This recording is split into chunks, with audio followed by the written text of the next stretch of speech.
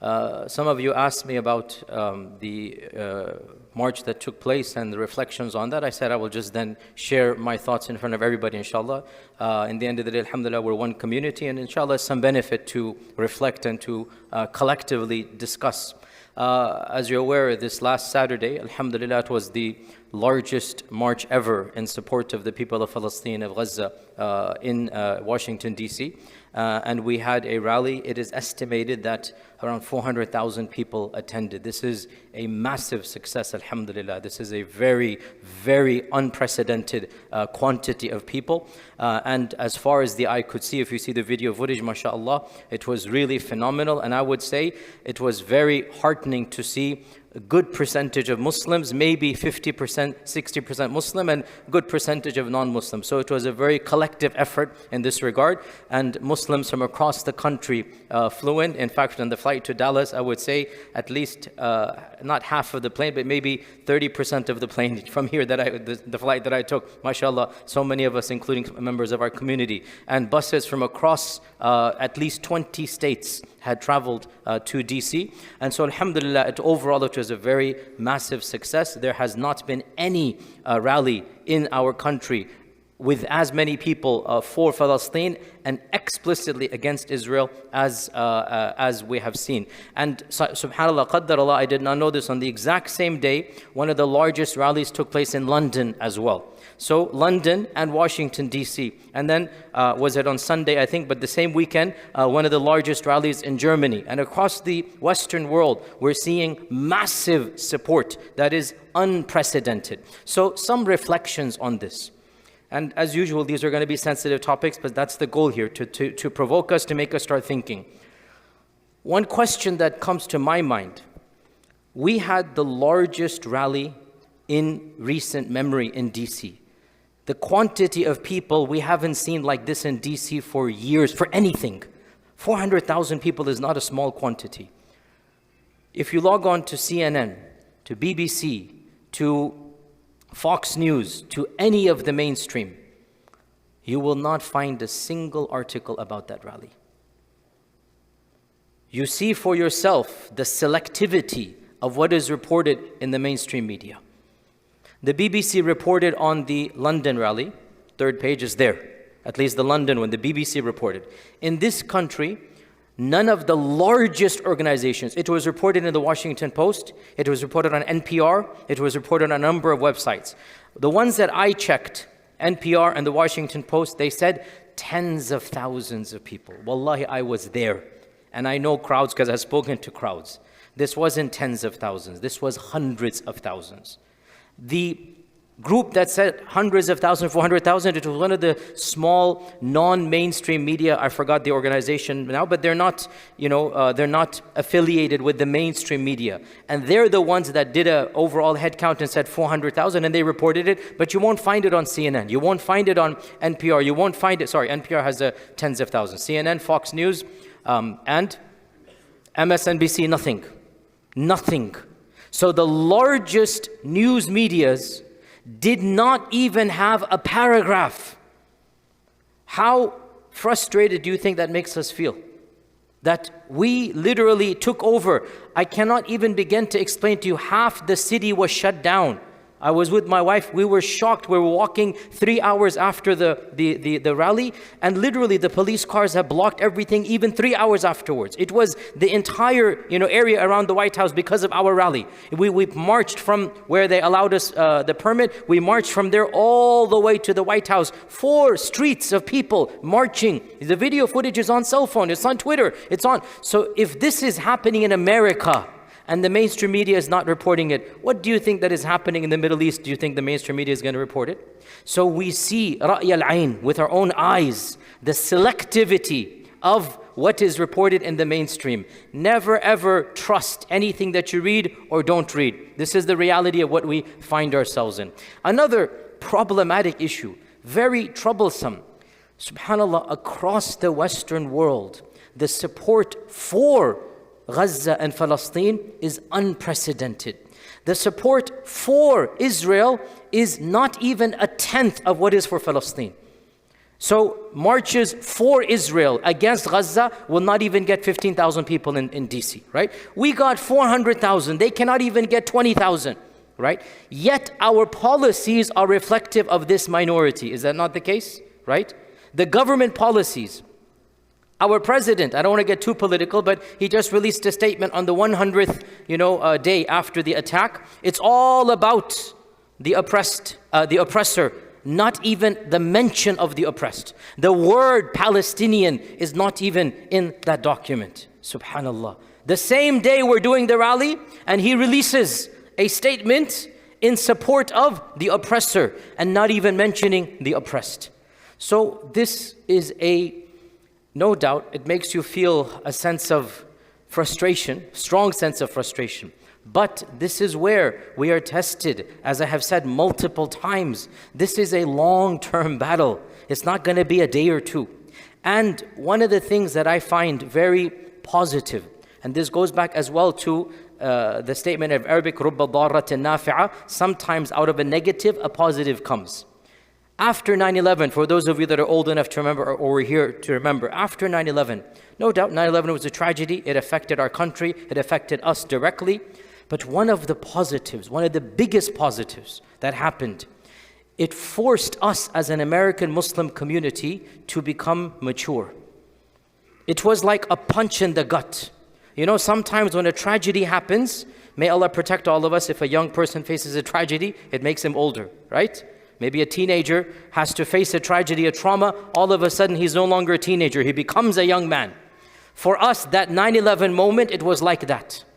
I know it was for me 100%, and I know it was for the da'wah in America. Those of us that are active in da'wah pre-9/11, 9/11 changed all of us. And we started realizing that we were in a very much intellectual bubble. We're not thinking critically, politically. We're not engaging. The government cracked down on us. We had no plan. We had no connections with other organizations. We had no, networking with our own government. And therefore, the damage done to our community was unprecedented. Mosques shut down, masajid, scholars deported, many institutes, people went to jail. All of us, including myself, SSSS, remember the SSSS, right? I got that all the time. Guess what? We matured. We realized, hey, we can't just take this lying down. We need to fight back. We mobilized. We, for the first time, realized, hey, we have a stake in this country. This is our country. They can't do this to us. And all of a sudden, the discourse became mature. What are we going to do? Take them to court. And guess what? By and large, we won. By and large, those SSS were removed, right? The NSA wiretaps, I'm sure they still have it. I'm sure this is being tapped as well. But publicly, at least, a lot of changes took place. Let's be honest here. The rule of law was manifested here in a way that would never be manifested in many of our countries back home. Let's be honest here. Now, let me be blunt here. Many of us became complacent. A new generation of youngsters have come. These youngsters in their even late 20s, they don't remember 9/11, right? And so we find that same naivety, that same utopian idea of black and white, and we find an appeal to notions of simplistic fundamentalism, that we shouldn't get involved in politics. We should not be getting involved with people. In the rally, politicians came. In our rally, politicians came. Very high-level politicians. Do you think all of them have views that are 100% Sharia compliant? Of course not. Muslim politicians came. And this leads me to another problematic issue. We have to, as a community, mature up and distinguish between a politician and an alim. The Muslim politicians in Congress now, all of them have problematic views about whatever, LGBT, whatever it might be.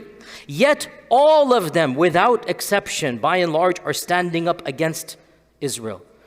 Some of them, there's one Palestinian American in Congress, one, the only one. And as we know, the Israeli lobby is targeting her $15 million. You know this. Now, if we were to invite her to Epic, what's going to happen? I'm being this is my community, let me be blunt here. The Israelis want her out. We as a Muslim community are not even mature enough to understand, and this is not a blanket endorsement. Before the youngsters immediately release the YouTube videos, Yasir Qadhi, A'udhu Billah, the foolishness in this regard. It's not black and white. There is a person in Congress, she can stand up and say, my grandmother is getting bombed in Gaza. Who else can say that? And she's bringing this plight in a humanitarian manner, effectively. What should we do? Allow AIPAC to kick her out? Wallahi, I ask you bluntly, this is not an endorsement of everything about her. Please, this is our problem. It's not black and white. So we have to mature up as a community. We have to understand she might have a role to play. She's not an angel. She has issues. Everybody has issues. Overall, what is her function? And all of the Muslims in Congress, what is their function? To establish the Sharia in America? To shut down the alcohol stores? Is that what they're going to do? Or are they defending the rights of Muslims in this country and abroad? We as a community need to start thinking not in 2D, in 3D. We need to start thinking holistically.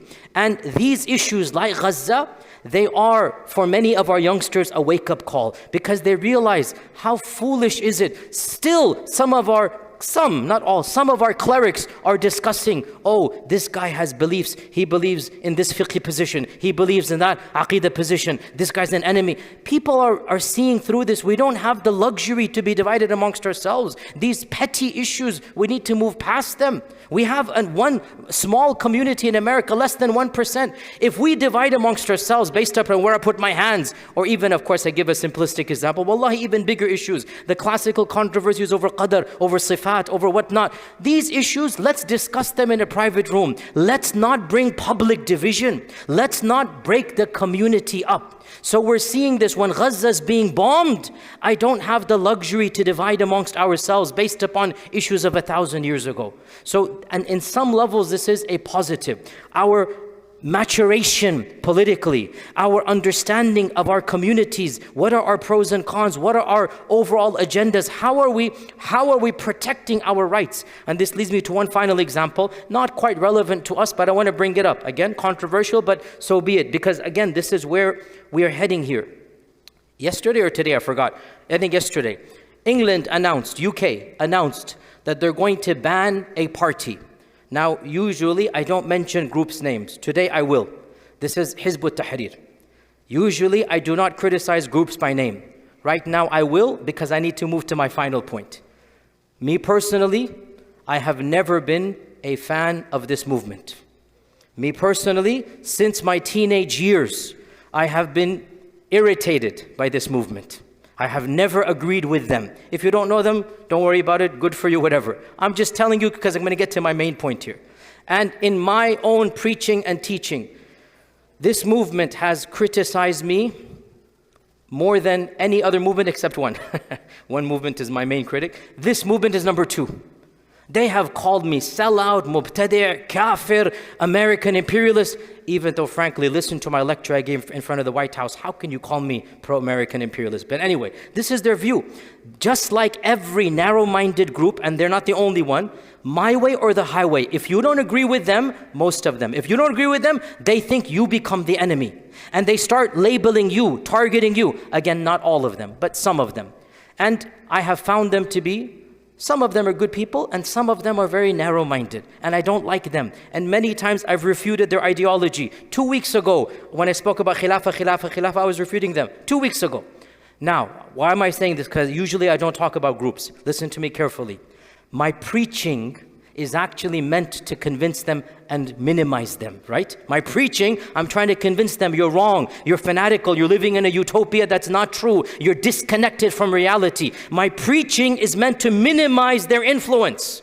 Now listen to me carefully. UK just announced they're gonna ban the movement. If I were in England, I would publicly stand up and defend them. This is what I'm trying to get at. Because we don't want the government getting involved and banning movements that we don't like.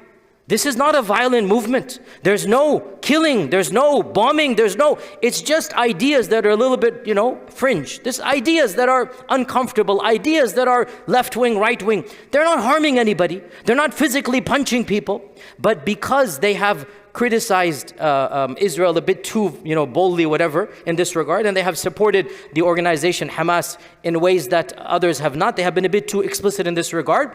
It's freedom of speech. They should not be banned. So my point is, I want to give you an example in my own life. I will publicly support their right to exist, even as I publicly criticize their views. Does that make sense here? In my humble opinion, this is maturity.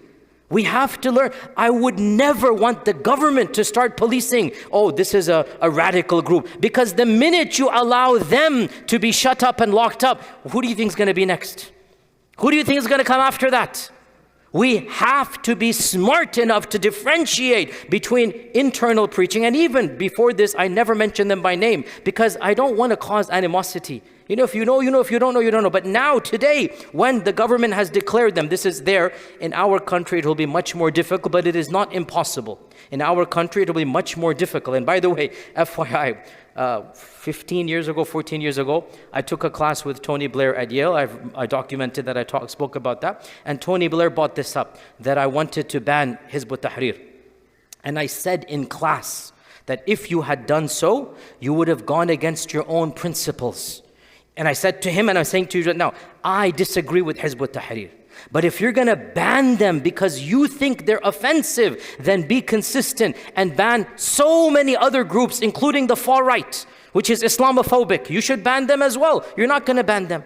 Why are you selectively choosing what you think is problematic and others are not problematic? We cannot open this door. So my point here is that, the miscellaneous thoughts, the political engagement as Muslim minorities is not a simple binary black and white. And my goal, especially for my community, is that we reach a level of maturity that we understand.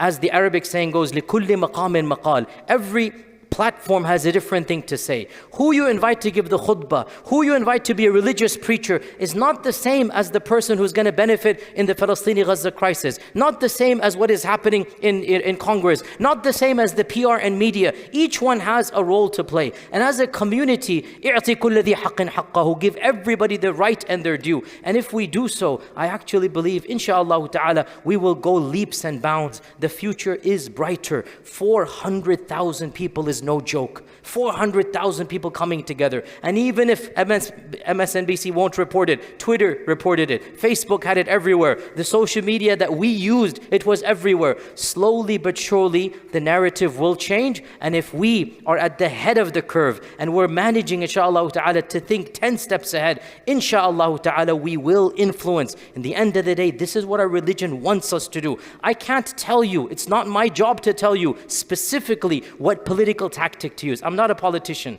But as a person, inshallah, who has studied a little bit of ilm, I say to you, you cannot be disconnected from the country you live in, from the world you inhabit. You must be involved. This is your country. And if you're not going to get involved, subhanallah, the other group, without mentioning their names, is smaller than us. Yet the country is following them. Our cousins, the other group, ethnic cousins.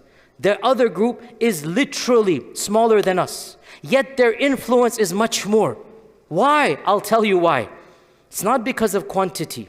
It's because they have gotten involved in the process. It's not a conspiracy. It's not Illuminati. It's not they control the world. No, they're involved financially. They're involved in the thick of things. And we, as of yet, are on the outside. We're protesting. That's good. Step one. But step two, we need to be involved in the process. In the media, again, so much can be said. They just fired 2 of the senior most Muslim analysts on MSNBC. And they literally just got rid of them. Isn't that tragic? What are we doing about it? Nothing. They literally got rid of 2 of the most prominent Muslim voices on mainstream media. And you know what? We all know why they said so. It's because they were trying to be unbiased. It wasn't even that they were biased. They were trying to present both sides. This is how powerless we are. That our Muslims who are just trying to be unbiased, they get kicked out. Khair, we're not going to give up. At least we got to that level. So we're going to try again and again and again. We must try. There is no alternative. We must continue to try at every level. Now, those people that get involved in the media, do you think they're going to be like Maulanas and Imams? They're going to do things I don't do. They're going to say things, interview people. That's the reality of their world. If we allow them, and again, this is the problem, because me as a sheikh saying this means I'm giving them the green light. No, they've chosen their career. We take the good and ask Allah to overlook the bad. Bottom line, everybody has a role to play. Journalists, media, politicians, shuyukh and ulama. Give everybody the role they have to play. Understand, as a community, we need all of them. Not everybody is going to be an imam and maulana. Some people have to do other things, and they will benefit the community. I hope and pray, inshallah, with frank conversations, frank, open conversations. Let us, inshallah ta'ala, try to reach a level of maturity where we can stay together and overall try to maximize the benefit and good. And with that, inshallah, I'll see you next week. Jazakumullah khair. Assalamu alaikum wa rahmatullahi wa barakatuh. فيا ذلي ويا خجلي إذا ما قال لي ربي أما استحييته تعصيني ولا تخشى من العتب وتخفي الذنب عن خلقي وتأبى في الهوى قربي فتب مما جنيت عسى تعود إلى رضا الرب تعود إلى رضا الرب